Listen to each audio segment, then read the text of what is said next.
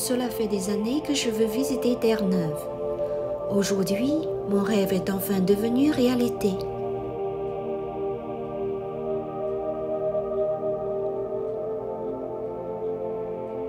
Terre-Neuve et Labrador forment la province la plus à l'est du Canada.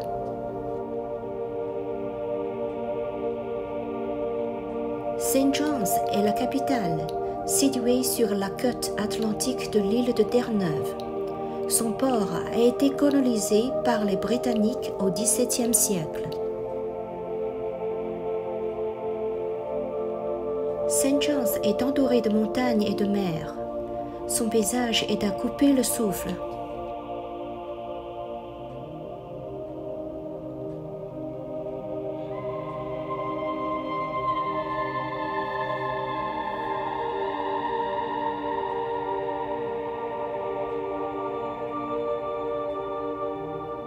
En 1901, Guglielmo Marconi a reçu le premier message sans fil transatlantique sur Signal Hill. La tour Capot sur Signal Hill a été construite en 1898 pour commémorer la découverte de Terre-Neuve par Jean Capot. Près de Signal Hill, on voit encore quelques reliques laissées par les premiers colons européens.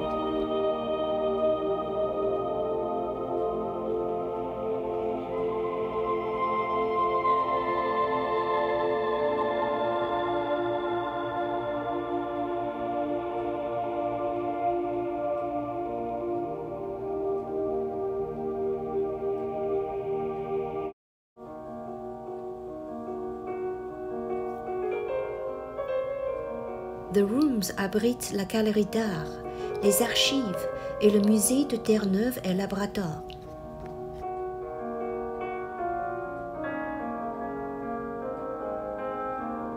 Terre-Neuve était autrefois une colonie britannique, puis un dominion du Royaume-Uni de Grande-Bretagne.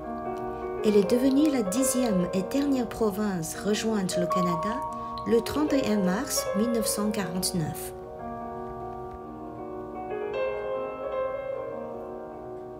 Le musée présente l'histoire de la province de Terre-Neuve et Labrador, en particulier son évolution depuis les villages de pêcheurs d'autrefois jusqu'à la province dynamique en pleine croissance d'aujourd'hui.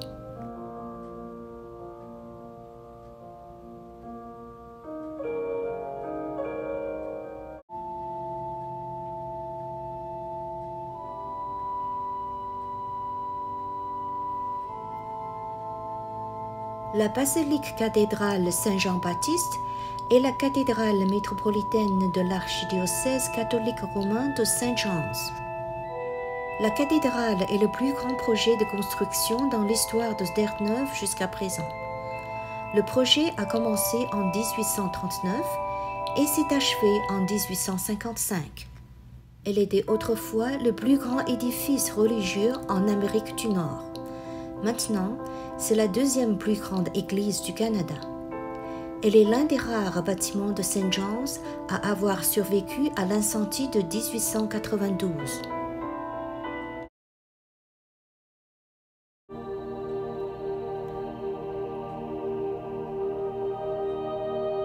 Le Cap Spear est un promontoire près de St. John's sur la péninsule d'Avalon. Le Cap Spear est situé à 52,37 degrés de longitude ouest et est le point le plus à l'est du Canada et de l'Amérique du Nord, à l'exception du Groenland.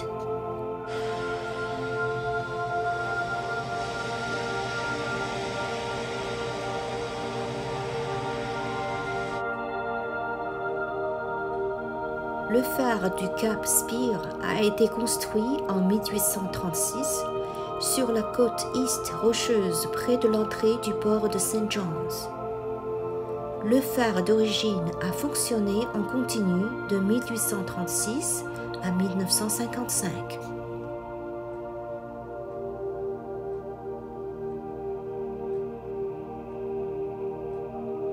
Le phare d'origine est le plus ancien phare encore existant à Terre-Neuve.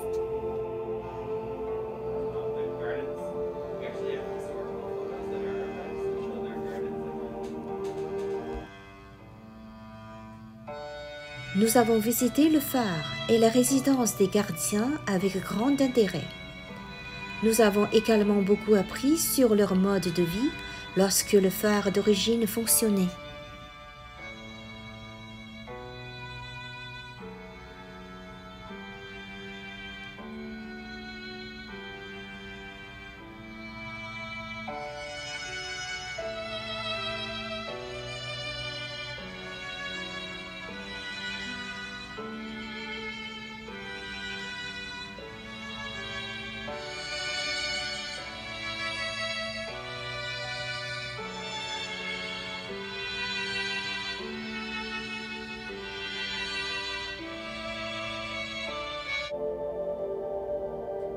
Le phare de béton actuel a été construit en 1955 et il a remplacé le phare d'origine.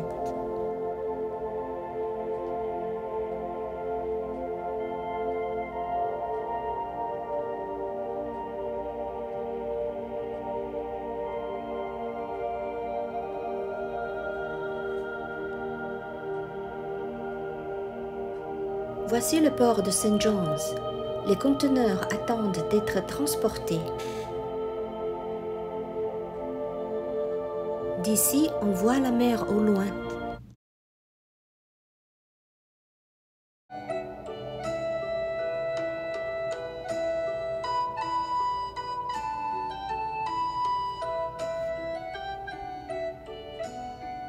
À St. John's, la rue George et cette section de la rue Water sont connus pour leurs nombreux bars et restaurants. Les gens aiment venir en profiter.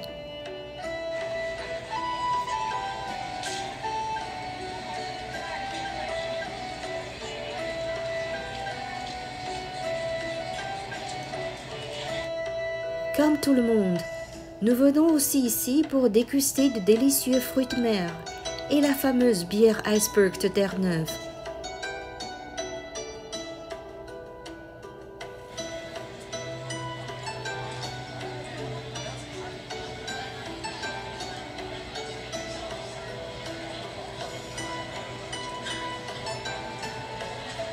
Santé!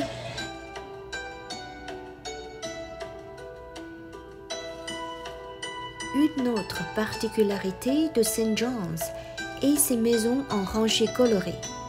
Les gens les appellent Jelly Bean Row, rangées de bonbons.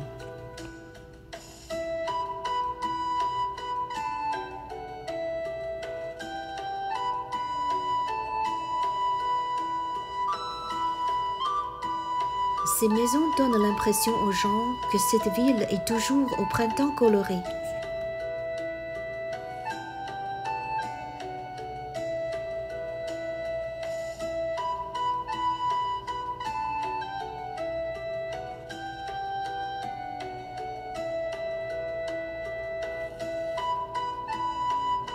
St. John's n'a pas seulement des maisons colorées, mais aussi des gens sympas. Au cours de notre voyage, nous avons rencontré des habitants très gentils qui nous ont aidés à différentes occasions. Ici, nous voulons les remercier à nouveau.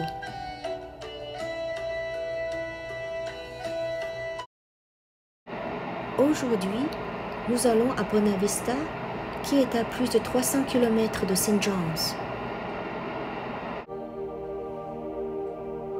Avant d'atteindre le cap Bonavista, nous passons par le parc provincial d'Anchen. Le parc est situé sur une falaise de la côte. L'eau claque contre les rochers du rivage, soulevant des vagues blanches.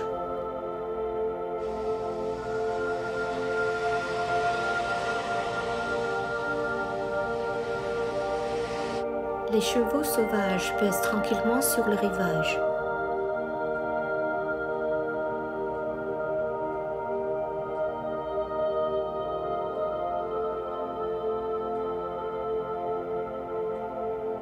Le phare du cap Bonavista a fonctionné de 1843 à 1962. C'est calme ici aujourd'hui. Les bateaux touristiques font le tour du bord de mer. Les oiseaux de mer volent au-dessus du récif.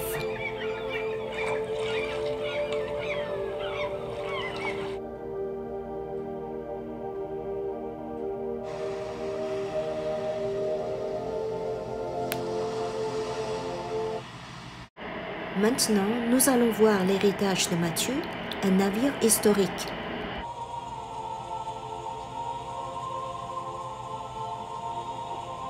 La réplique du bateau est placée à l'intérieur pour que les gens puissent le visiter. En 1497, un petit navire en bois appelé le Mathieu partit d'Angleterre pour l'Extrême-Orient. À son port se trouvait l'explorateur italien Jean Capot avec un équipage d'une vingtaine d'hommes. Au bout de 6 semaines, ils ont débarqué sur la terre, mais pas comme prévu de l'Extrême-Orient. Ils ont débarqué sur les rives d'un nouveau monde. Ici, leur découverte a changé le cours de l'histoire.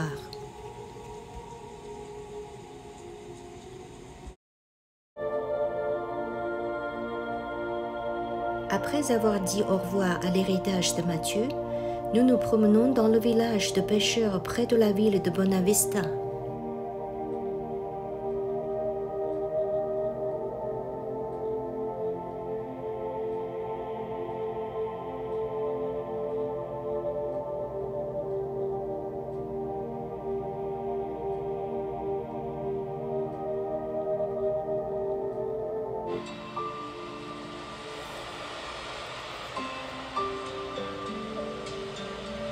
Aujourd'hui, nous allons à la pêche avec le capitaine Kevin et son partenaire Tony. Le soleil brille et la mer est calme. C'est une excellente journée de pêche.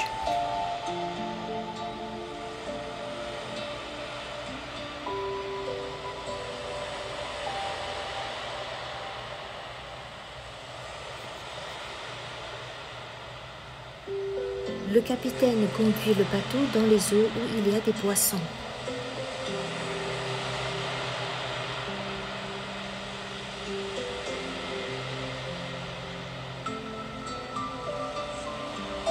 Tony montre à tout le monde la technique de pêche.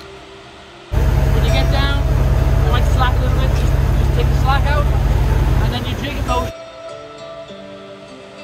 Nous apprenons à pêcher. Ça n'a pas pris longtemps pour que nous commencions à attraper des poissons, petits ou grands.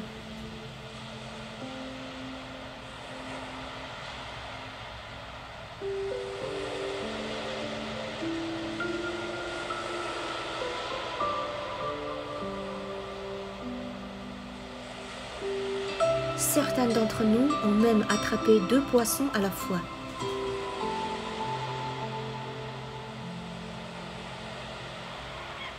Des mouettes volent autour de notre bateau en attendant leur plat préparé.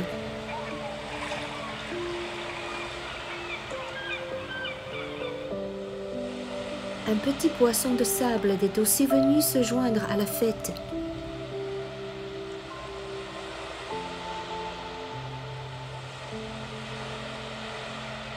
Remplis de joie, nous retournons à l'embarcateur.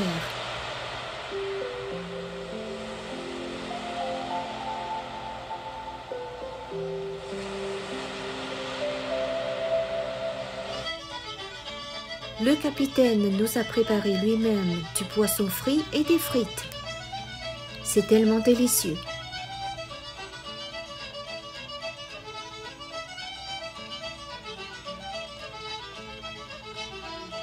On goûte du poisson et des frites tout en écoutant des histoires intéressantes du capitaine.